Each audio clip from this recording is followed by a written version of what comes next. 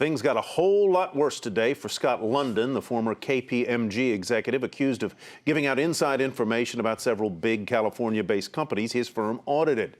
They got worse, too, for his stock trader friend who benefited from that proprietary information. Jane Wells now has more on how those dirty deals went down, how much money changed hands, and the criminal and civil charges both men now face.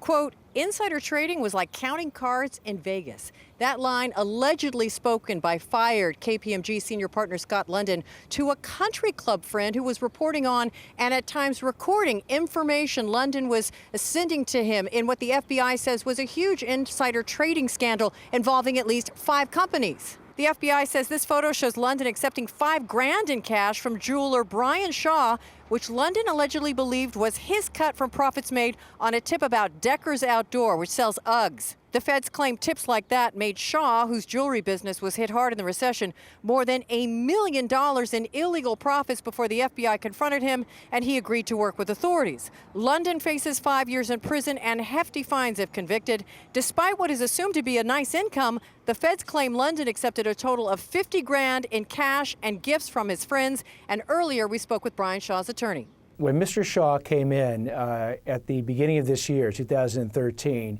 he came in without any deals, and he decided to go forward with the government fully, completely, and truthfully. To date, he has no deals with the SEC, no deals with the U.S. Department of Justice or the FBI. One of the more interesting exchanges involves Herbalife. According to the complaint, London allegedly tipped off Shaw that Herbalife should beat earnings in February, and that should send the stock up. But, quote, he was concerned about hedge fund manager Bill Ackman driving down the price of the stock. And later, after Carl Icahn revealed he had bought a lot of Herbalife stock, quote, Shaw told London, I wish you would have known that he was going to release that and we could have made some money. London responded, yeah, that would have been nice.